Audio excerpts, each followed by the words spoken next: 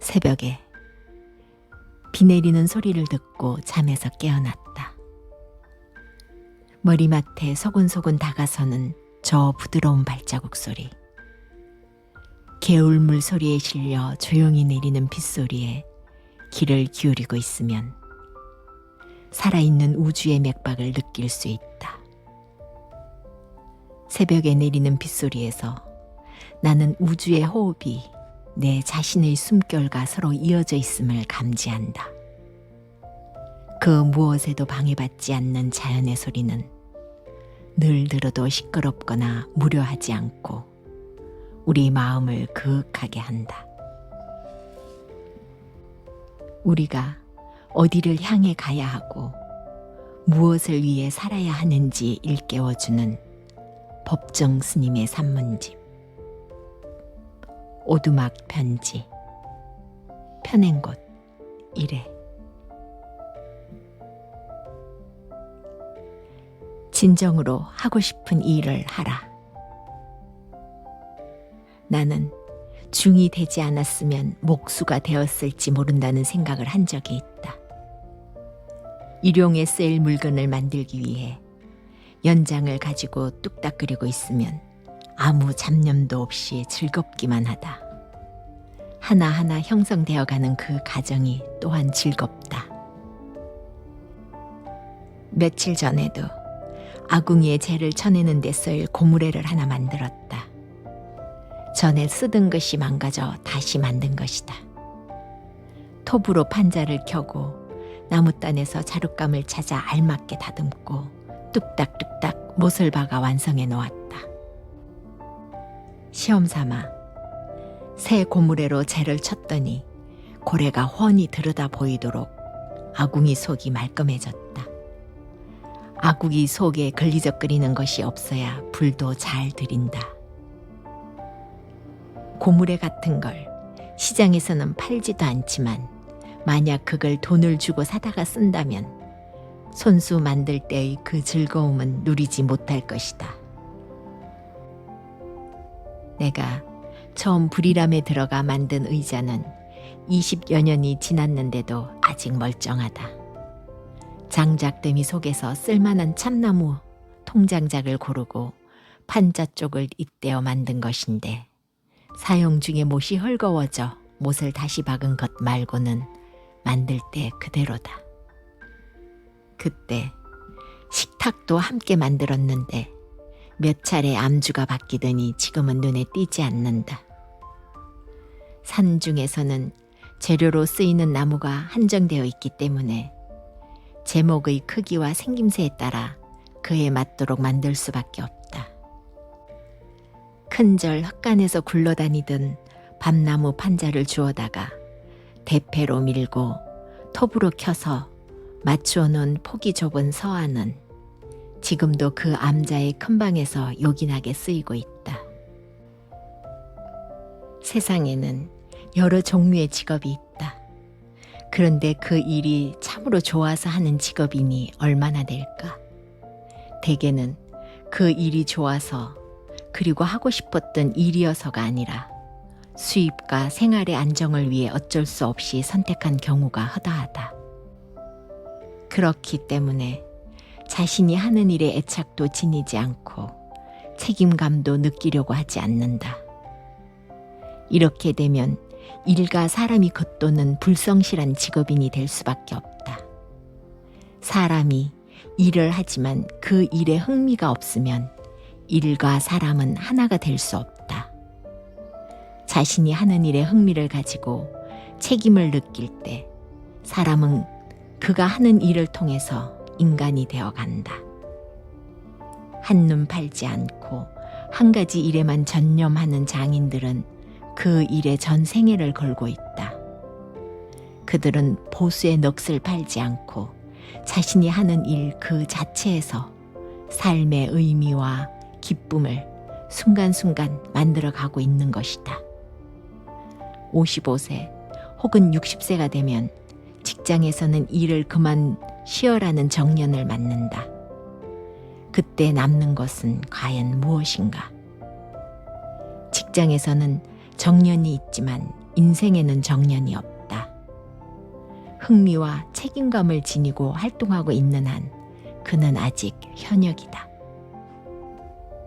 인생에 정년이 있다면 탐구하고 창조하는 노력이 멈추는 바로 그때다.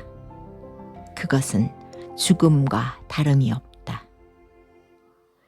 타율적으로 관리된 생활 방식에 길들여지면 자율적으로 자신의 삶을 개선하고 심화시킬 그 능력마저 잃는다.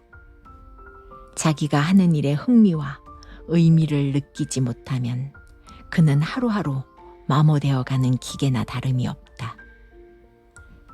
자기가 하는 일에 자신의 인생을 송두리째 걸고 인내와 열의와 정성을 다하는 사람만이 이 일의 기쁨을 누릴 수 있다. 이런 이야기가 전해진다.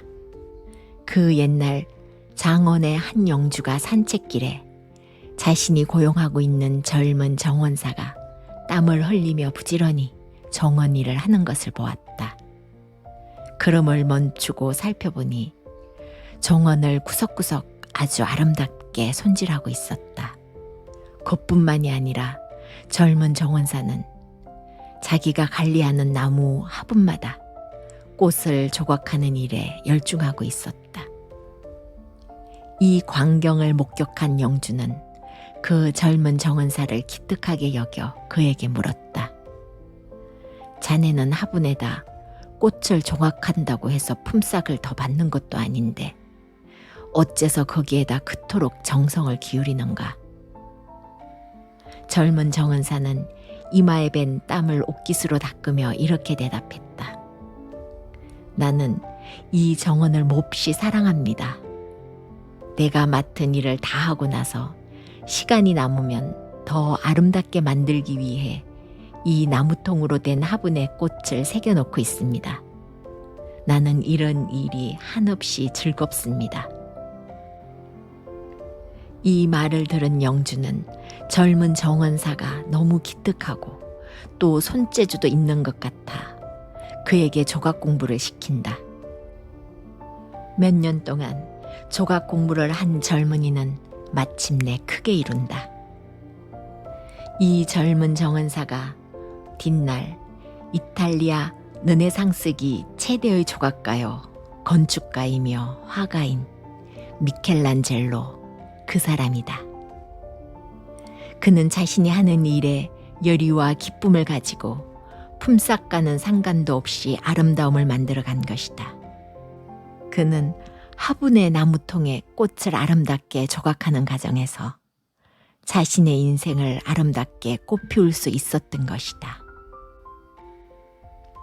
5분이나 10분만 더 손질을 하면 마저 끝낼 일을 시간이 됐다고 해서 연장을 챙겨 떠나는 요즘의 야박하고 약삭빠른 일꾼들 눈으로 보면 그 젊은 정원사는 쑥맥이요 바보로 보일 것이다. 자신의 일에 애착과 책임감을 가지고 기꺼이 땀 흘리는 이런 사람이야말로 우리 사회에서는 높고 귀한 존재이다. 당신이 진정으로 하고 싶은 일을 찾으라. 그 일에 전심전력을 기울이라. 그래서 당신의 인생을 환하게 꽃피우라.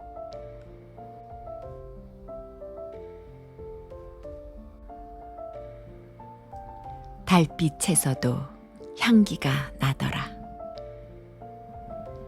초복을 고비로 장막하게 되니 밤으로는 달빛이 하도 좋아 쉬 잠들 수가 없다. 앞산마루 소나무 가지 사이로 떠오르는 달은 더없이 정다운 얼굴이다.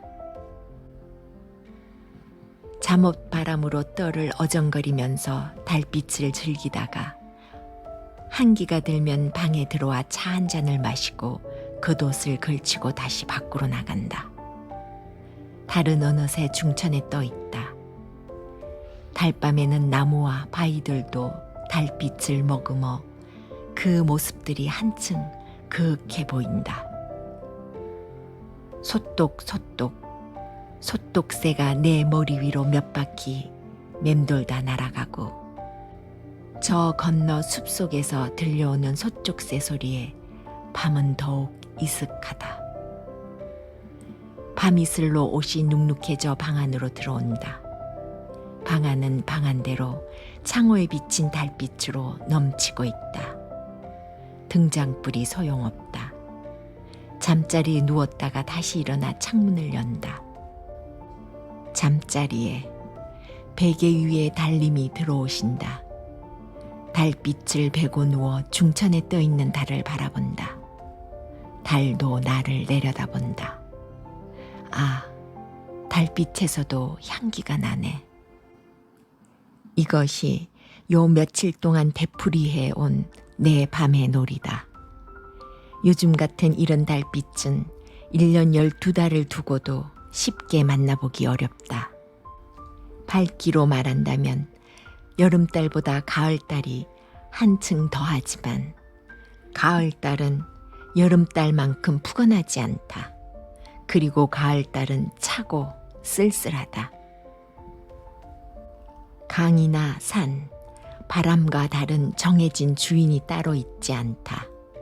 마음이 투명하고 한가로운 사람이면 누구나 그 정취를 누릴 수 있다. 이 같은 달밤이 없다면 산에 사는 재미는 반감되고 말 것이다. 이른 밤에 나는 따로 배우고 익히지 않는다.